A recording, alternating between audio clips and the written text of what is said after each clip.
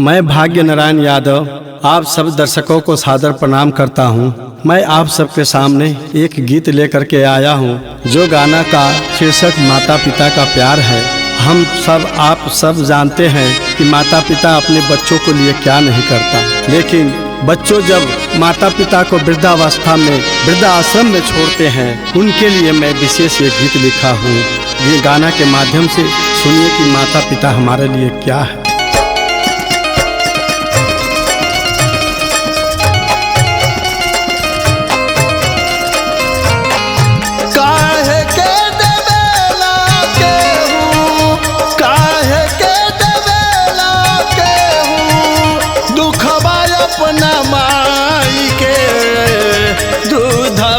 न याद कैसे रहल वह कसाई के, दूध न याद कैसे रहल वह कसाई के।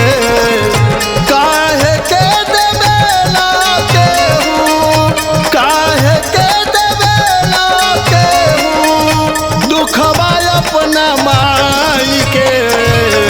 दूध न याद कैसे रहल वह कसाई के, दूध न याद कैसे।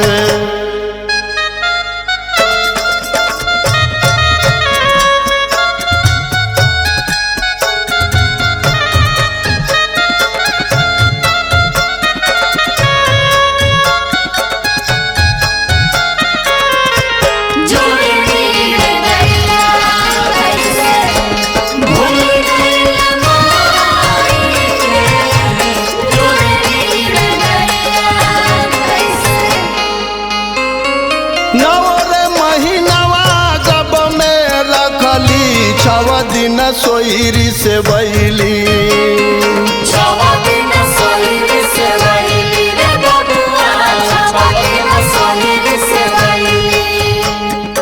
अपना प्राण से बढ़ के मैया तोहरा के प्राण समझली।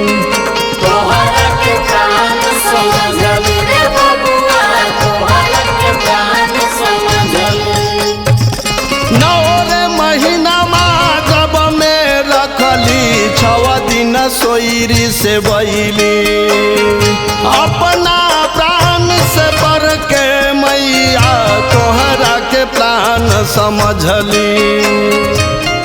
बबुआ के पोस देली हो, बबुआ के पोस देली, दूधवा पिलाई के। दैया कैसे भूल गईला माई के, जोर दैया कैसे भूल गईला माई के, जोर दैया कैसे।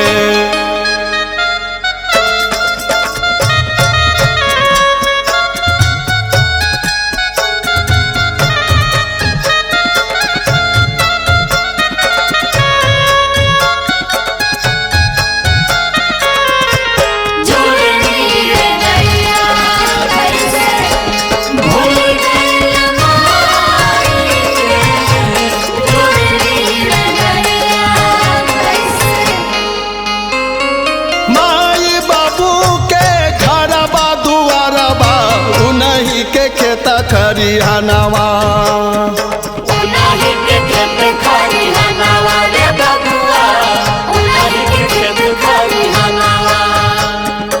उन्हीं के बाटे गया हो भैंसिया, उन्हीं के बाग बगीचवा, उन्हीं के बाग बगीचवा रे बबुआ, उन्हीं के बाग बगीचवा।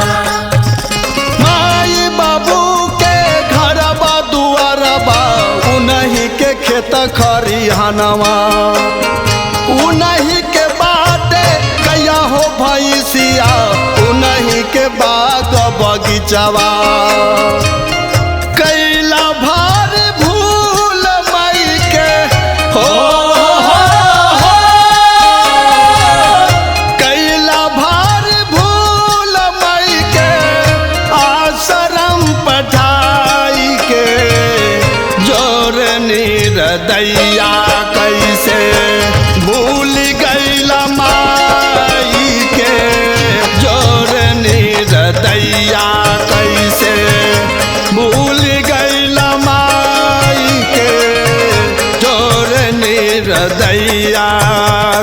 कैसे।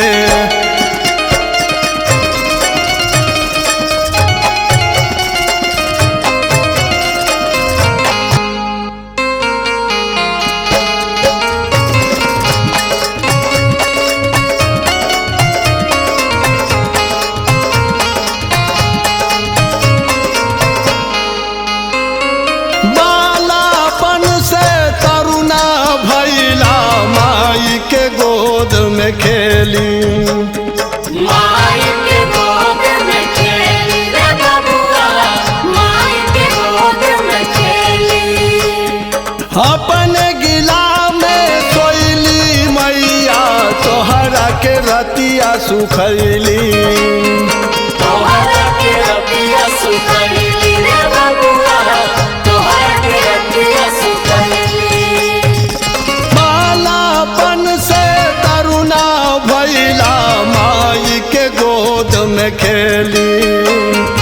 अपने गिला में सोइली मैया तोहरा के रतिया सुखैली। कैसे चुकैबा कर्जा हो, कैसे चुकैबा कर्जा बबुआ अपने माई के। दूध बन याद कैसे रहल वह कसाई के। जोरे निर्दया कैसे भूल गइल माई के। जोरे निर्दया कैसे।